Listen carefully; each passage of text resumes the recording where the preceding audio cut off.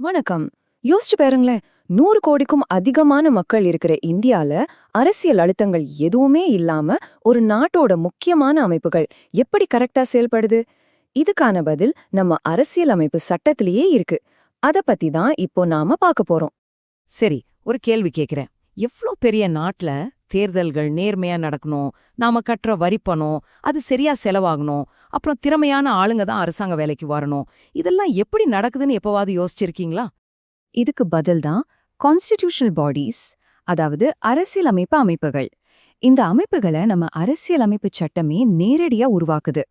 இதோட ஸ்பெஷாலிட்டியே என்னன்னா, எந்த அரசாங்கம் வந்தாலும் போனாலும் அவங்க தலையீடு இல்லாம சுதந்திரமா வேலை செய்யணுங்கிறது தான். அப்படின்னா என்ன தெரியுமா? இந்த அமைப்புகளுக்கு கிடைக்கிற பவர் எந்த ஒரு அரசியல் கட்சிகிட்ட இருந்தோ இல்ல பிரதமர் கிட்ட இருந்தோ வர்றதில்ல. அது நேரா நம்ம நாட்டோட உச்சபட்ச சட்டமான இந்திய அரசியல் அமைப்புல இருந்து வருது. இதுதான் அவங்களோட மிகப்பெரிய பலமே. இந்த அமைப்புகளை மாத்துறது அவ்ளோ சுலபம் இல்ல. ஒரு சாதாரண சட்டம் கொண்டு வர மாதிரி கிடையாது. நம்ம அரசியலமைப்பே திருத்தணும். அதாவது கான்ஸ்டிடியூஷனல் அமெண்ட்மெண்ட் செய்யணும். இது நம்ம ஜனநாயகத்துக்கு ஒரு பெரிய ஷீல்டு மாதிரி, ஒரு கவசம். ஏன்னா ஆட்சிக்கு வர எந்த கட்சியும் இதை நினைச்ச உடனே மாத்திட முடியாது. சரி, இன்னைக்கு நாம என்னென்ன பார்க்க போறோம்னு ஒரு சின்ன லிஸ்ட். முதல்ல இந்த அமைப்புகள்னா என்னன்னு சிம்பிளா பாத்திரலாம். அப்புறம் நம்ம ஜனநாயகத்தோட 3 முக்கியமான தூண்களான எலெக்ஷன் கமிஷன், சிஏஜி, அப்புறம் யூபிஎஸ்சி பத்தி கொஞ்சம் டீட்டெயிலா பார்க்கலாம். வாங்க, ஜனநாயகத்தோட இந்த 3 தூண்களையும் கொஞ்சம் பக்கத்துல போய் பார்க்கலாம். நம்மளோட முதல் தூண் தேர்தல் ஆணையம், அதாவது எலெக்ஷன் கமிஷன் ஆஃப் இந்தியா, சுருக்கமா இசிஐ. நாம போடுற ஒவ்வொரு ஓட்டோட மதிப்பையும் பாதுகாக்கிற ஒரு மிக முக்கியமான அமைப்பு இது. இந்திய அரசியலமைப்போட ஆர்டிகிள் 324 தான் இந்த தேர்தல் ஆணையத்தை உருவாக்குது. சும்மா யோசிச்சு பாருங்க, இந்த ஒரே ஒரு ஆர்டிகிள் தான் இவ்ளோ பெரிய நாட்டுல தேர்தலை நடத்துறதுக்கான முழு பவரையும் இந்த அமைப்புக்கு கொடுக்குது. உங்க ஓட்ட பாதுகாக்கிறதாங்க இவங்களோட மெயின் வேலையே. ஜனாதிபதி தேர்தல்ல இருந்து ஆரம்பிச்சு பார்லிமெண்ட் தேர்தல் வரைக்கும் எல்லாமே இவங்க கண்ட்ரோல் தான். அரசியல் கட்சிகளுக்கு சின்னம் ஒதுக்குறது, தேர்தல் நேரத்துல விதிகளை மீறாம பாத்துக்கிறதுன்னு எல்லா பவரும் இவங்க கையில தான் இருக்கு.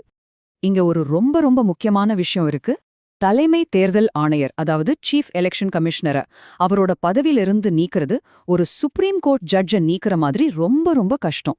இதுக்கு பார்லிமெண்டோட 2 சபைகள்லயும் ஸ்பெஷல் மெஜாரிட்டி வேணும். இதனால எந்த அரசாங்கமும் இவங்களை ஈஸியா மிரட்டவோ கட்டுப்படுத்தவோ முடியாது.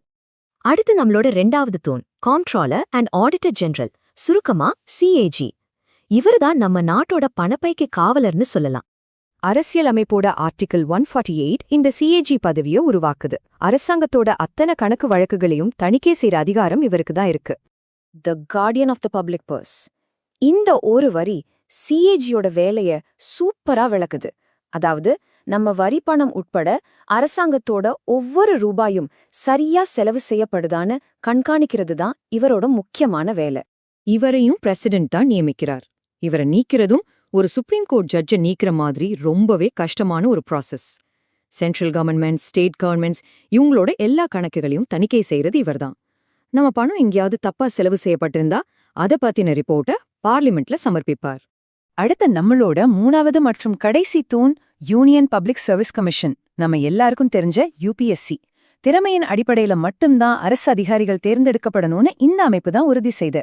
நம்ம அரசியல் அமைப்புல ஆர்டிகிள்ஸ் 315 இருந்து 323 வரைக்கும் யூபிஎஸ்சியோட அமைப்பு, அதிகாரங்கள், செயல்பாடுகள் பத்தி ரொம்ப டீட்டெயில்டா சொல்லியிருக்காங்க.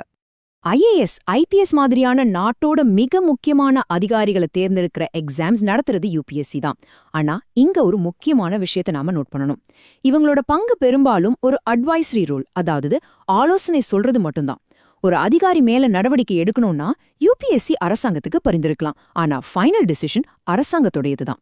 சரி, இப்போ நாம பார்த்த இந்த 3 தூண்டுகளையும் ஒன்னா சேர்த்து வச்சு பார்ப்போம். அப்போதான் இதோட முழு படமும் நமக்கு தெரியும். இந்த டேபிள பாருங்க, இது எல்லாத்தையும் ரொம்ப அழகா சுருக்கமா சொல்லுது. ஒரு விஷயத்த கவனிச்சிங்களா? இந்த 3 அமைப்புகளுக்குமே பிரசிடென்ட் தான் அப்பாயின்ட்மெண்ட் பண்றார். இசிஐயோட தலைவர், அப்புறம் சிஏஜி, இவங்கள பதவியிலிருந்து நீக்கிறது ரொம்பவே கஷ்டம். இது அவங்களோட சுதந்திரத்தை கேரண்டி பண்ணுது. அவங்களோட முக்கியமான வேலைகள் என்ன?